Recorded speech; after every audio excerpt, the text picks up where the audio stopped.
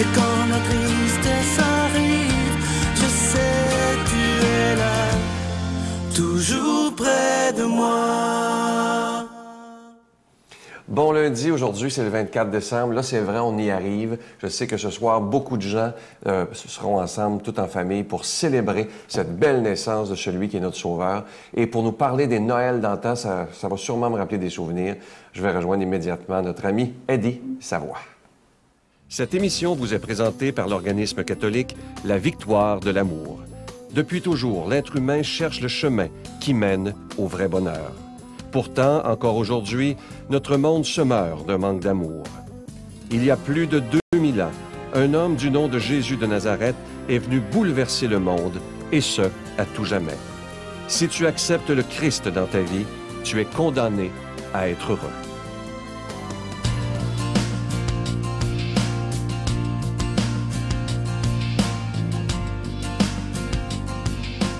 Je suis accompagné de M. Savoie. Bonjour, M. Savoie. D'abord, je vais vous souhaiter joyeux Noël, parce que là, c'est ce soir pour de vrai, là. Ben oui, toi, pareillement. Merci beaucoup. M. Savoie, j'aimerais que vous me parliez, j'aime toujours ça entendre ces histoires-là, de vos Noëls d'enfance, parce qu'on sait que ça a beaucoup changé maintenant, là. Ah, c'est pour vous dire une chose, quand j'entends parler des Noëls d'enfance, c'est incroyable comme ça a pu changer. Moi, je me souviens quand j'étais au Nouveau-Brunswick, mon père, c'était un bûcheron. Fait que naturellement, quand il arrivait la période de Noël, là, les bas étaient attachés après le sapin qui avait été coupé, là, peut-être une semaine ou deux. Puis, là, on recevait, je sais pas, une pomme, un orange, puis quand on avait 3, 4 bonbons, là, c'était extraordinaire, parce que c'est pas ce qu'ils voulaient pas nous donner des choses, parce que la principale des choses, c'était de se loger, de se chauffer et de pouvoir manger. Puis, comme bûcheron qui travaillait 4-5 mois par année, il aurait bien voulu en travailler plus, mais il n'y avait pas plus d'ouvrage. C'était pas évident. Puis quand on voit ça aujourd'hui, quand même, on arrive, puis on voit le garçon, le papa ou la maman vont lui offrir quand même un paquet de jouets, puis ils vont en recevoir de leur tante, le mononcle, c'est chargé alentour des arbres. Puis il y en a tellement qu'à un moment donné, ils les apprécient pas. Exactement. Puis les enfants qui sont un peu plus vieux, 16, 17, 18 ans, les parents, bien des fois, vont lui offrir un auto, un voyage, etc. Mais nous, dans notre temps, je voyais quand même mes cousins qui étaient un peu plus vieux que moi, ben, c'est la même chose. Des fois, ils allaient recevoir un hockey, une POC, quelque chose comme ça. C'était des cadeaux extraordinaires. On en entendait parler pendant des mois. Mais aujourd'hui, c'est plus le cas. Ça a changé. Puis les valeurs aussi de beaucoup de gens ont changé. Parce que nous, dans notre temps, là, c'était incroyable que tous les enfants n'étaient pas rassemblés dans les maisons. Puis là, 2, 3 familles, la parenté se regroupaient. Puis là, ben, à un moment donné, il fallait se passer le rang d'un à tout le monde. C'était merveilleux. Ouais. On a de la misère à regarder nos voisins maintenant, c'est incroyable. Mais aujourd'hui, c'est justement, on a beaucoup de misère à faire ça. Fait que c'est des coutumes quand même qui avaient des grandes valeurs. Ouais. Encore une fois, un très joyeux Noël ce soir avec toute votre famille. Je sais que vous allez être bien entourés. Assurément. Merci, M. Savoie. Notre Père qui es aux cieux, que ton nom soit sanctifié, que ton règne vienne, que ta volonté soit faite sur la terre comme au ciel. Donne-nous aujourd'hui notre pain de ce jour. Pardonne-nous nos offenses, comme nous pardonnons aussi à ceux qui nous ont offensés. Et ne nous soumets pas à la tentation, mais délivre-nous du mal. Car c'est à toi qu'appartiennent le règne, la puissance et la gloire, pour les siècles des siècles. Amen. Comme on est arrivé à Noël, évidemment, je me permets de vous demander une offrande spéciale de Noël pour le ministère de la Victoire de l'amour. Et lorsqu'on fait ce geste-là, c'est comme si on disait à Jésus, j'ai le goût en cette période de Noël de te donner un cadeau afin que ta parole soit annoncée par la télévision, par Internet, par Facebook, par tous les moyens de communication qu'on a aujourd'hui. Merci de tout cœur. Et lorsque vous faites un don de 25 $ et plus, on vous envoie un cadeau pour vous remercier. Ce mois-ci, c'est un beau pendentif qui vient avec la chaîne plaquée argent. Et au bout de cette petite chaîne, c'est une clé extraordinaire. Elle est très, très belle.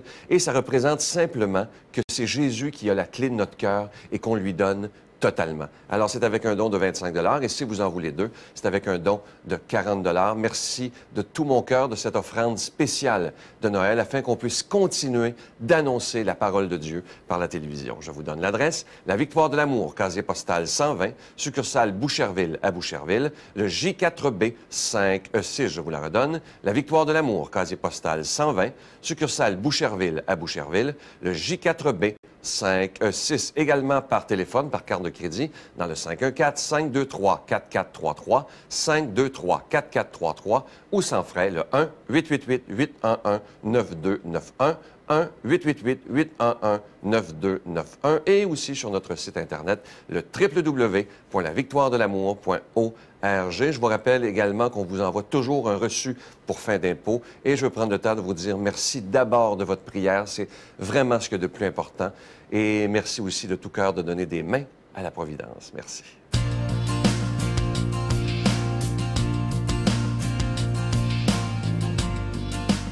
En cette veille de Noël, prenons le temps aujourd'hui d'écouter l'Évangile, mais comme si c'était la toute première fois qu'on l'entend, parce que l'Évangile, c'est une lettre d'amour que Dieu a voulu nous laisser. On va rejoindre Luc, fin 9.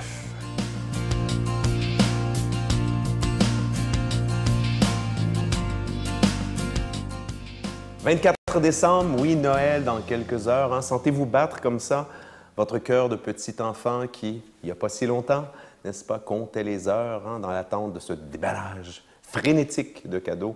À l'avance, je vous souhaite un joyeux Noël. Mais allons à plus important, j'allais dire, le sens de tout ça, l'Évangile du jour. Voici quelle fut l'origine de Jésus-Christ. Marie, la mère de Jésus, avait été accordée en mariage à Joseph. Or, avant qu'ils aient habité ensemble, elle fut enceinte par l'action de l'Esprit Saint. Joseph, son époux, qui était un homme juste, ne voulait pas la dénoncer publiquement. Il décida de la répudier en secret. Il avait formé ce projet lorsque l'ange du Seigneur lui apparut en songe et lui dit « Joseph, fils de David, ne crains pas de prendre chez toi Marie, ton épouse. L'enfant qui est engendré en elle vient de l'Esprit Saint. Elle mettra au monde un fils auquel tu donneras le nom de Jésus, c'est-à-dire le Seigneur sauve, car c'est lui qui sauvera son peuple de ses péchés. » Tout cela arriva pour que s'accomplit la parole du Seigneur prononcée par le prophète. « Voici que la Vierge concevra et elle mettra au monde un fils auquel on donnera le nom d'Emmanuel, qui se traduit « Dieu avec nous ». Acclamons cette parole de Dieu donnée dans l'Esprit Saint en cette veille de Noël. Louange à toi, Seigneur Jésus. Et oui, ce soir, la grande fête de Noël.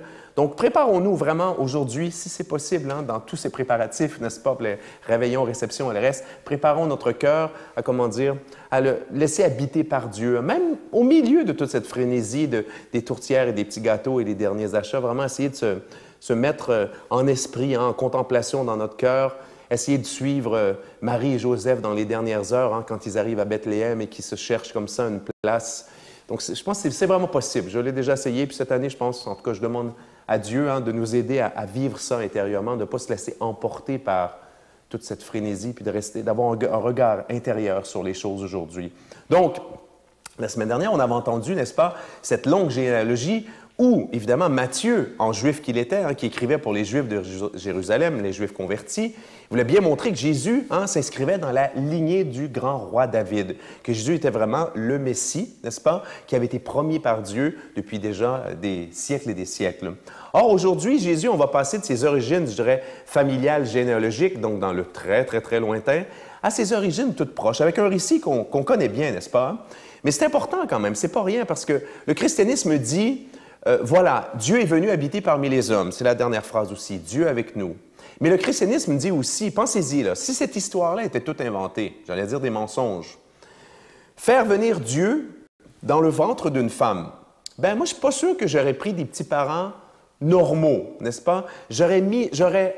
Avoir été un créateur, là, j'allais dire mensonger, j'aurais mis un paquet de fioritures, de tout le reste de fantastique. Ces récits-là sont extrêmement sobres, hein, comme ceux qu'on va entendre à la messe ce soir et demain. Tout simple, l'histoire de Jésus. Évidemment, il y a des anges et tout le reste, mais c'est rien d'extraordinaire, j'allais dire, dans le flafla, hein, pour employer une expression québécoise. Des parents juifs normaux, Marie et Joseph, Et évidemment aussi, bon, ils sont promis en mariage, ils sont en fait déjà mariés, parce que chez les Juifs, on signe le contrat de mariage, on est déjà mariés avant qu'on habite ensemble, parce qu'après ça, il faut célébrer le mariage liturgiquement, puis après ça, on habite ensemble. Donc, du coup, ils n'ont pas pu avoir de relations sexuelles. Et là, vraiment, il se passe quelque chose d'extraordinaire. Marie est enceinte et elle apprend, on lui demande si elle veut porter Dieu le Fils, hein, le Messie. Et là, vraiment, elle est toute surprise, on sait, on connaît sa réponse, elle va dire « fiat », et elle va l'annoncer à Jésus. Pourquoi fallait-il que Marie, n'est-ce pas, pourquoi fallait-il qu'elle soit enceinte par l'Esprit de Dieu, par l'Esprit Saint de Dieu? Tout simplement parce qu'il ne fallait pas qu'il y ait de confusion, sur la nature de Jésus. Hein? L'Église enseigne depuis 2000 ans que Jésus est une seule personne, mais avec deux natures, nature humaine, nature divine. Vous et moi, même la Vierge Marie, uniquement une nature, la nature humaine. Donc, il fallait que Jésus ait une naissance vraiment particulière. Et Jésus, comment dire, s'il était né de Joseph, hein, je dirais biologiquement de Joseph. Après ça, la tradition chrétienne, à l'évidence, n'aurait pas pu dire Jésus, fils de Dieu, au sens vraiment où on l'entend, Jésus, Dieu, le Fils. Donc, Dieu fait vraiment des miracles dans cette histoire-là, absolument extraordinaire. Vous savez, il y a beaucoup de gens, moi j'entends ça chez les étudiants, « Monsieur, comment est-ce que c'est possible qu'une femme tombe enceinte sans faire l'amour? » Je leur envoie toujours la question, écoutez, pensez à Dieu, là. À qui est Dieu? À Dieu qui a créé l'univers avec le Big Bang il y a quelques 14 milliards d'années. Pensez-vous que si Dieu existe, que si Dieu est vraiment à l'origine du Big Bang, que c'est un problème pour lui de faire en sorte qu'une femme tombe enceinte sans faire l'amour avec son mari? Vous voyez? Il me semble que c'est logique. Alors Jésus aussi va soutenir Joseph, extraordinaire, hein? Parce que Joseph, on le comprend d'avoir été complètement découragé. Mais le cœur du message qu'il faut retenir aujourd'hui, c'est que oui, Dieu réalise ses promesses, Matthieu va y insister, mais Dieu vient vraiment habiter parmi nous. Et il y a ça, quelque chose d'extraordinaire, qui dit l'humilité de Dieu. Dieu nous aime tellement qu'il se fait l'un de nous, et plutôt que d'apparaître comme ça à l'âge adulte avec des gros muscles en Terminator et tout ça, Jésus vient dans la personne d'un petit enfant tout vulnérable. Ça dit quelque chose d'extraordinaire sur l'humilité, sur l'amour de Dieu. Demandons-lui de nous bénir, lui qui est Père, Fils et Saint-Esprit. Joyeux Noël! Je vous salue Marie, pleine de grâce. Le Seigneur est avec vous. Vous êtes bénie entre toutes les femmes, et Jésus, le fruit de vos entrailles, est béni. Sainte Marie, Mère de Dieu, priez pour nous pauvres pécheurs, maintenant et à l'heure de notre mort. Amen.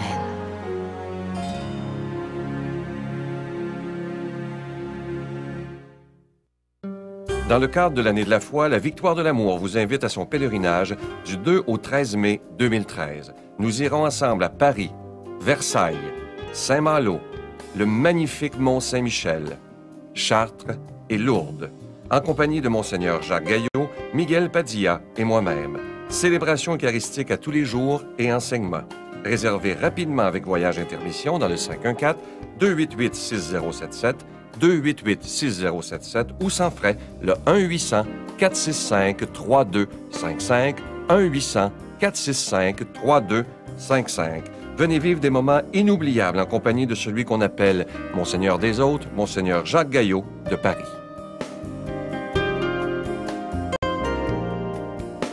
« 24 décembre aujourd'hui, je veux prendre le temps de vous souhaiter une belle journée d'avant Noël. Je sais que beaucoup d'entre vous seront aux messes de minuit ce soir et je veux prendre le temps de saluer d'une façon particulière, je sais qu'il écoute ce matin, mon ami et votre ami, l'abbé Robert Jolicoeur. Je pense, c'est comme les années passées où je suis allé, je crois qu'il a 7 messes de minuit, entre guillemets, à célébrer aujourd'hui. Alors, on va prier pour lui parce que c'est évidemment beaucoup de travail. Il y a des milliers de personnes qui se rendent à son église de Rock Forest. Si vous êtes dans le coin, allez le voir. Je peux vous dire que c'est des moments inoubliables, toujours avec Robert Jolicoeur. Alors, c'est à Rock Forest. Vous allez trouver ça facilement. Et Robert, je te salue. Moi, je vous souhaite une belle journée puis je vous attends pour demain, Noël. Bye. Et puis, il dit qu'il faudrait davantage s'attacher à la parole de Dieu plutôt qu'à la tradition. Et chercher surtout des esprits libres. Ah oui, ça c'est bon. Des esprits libres.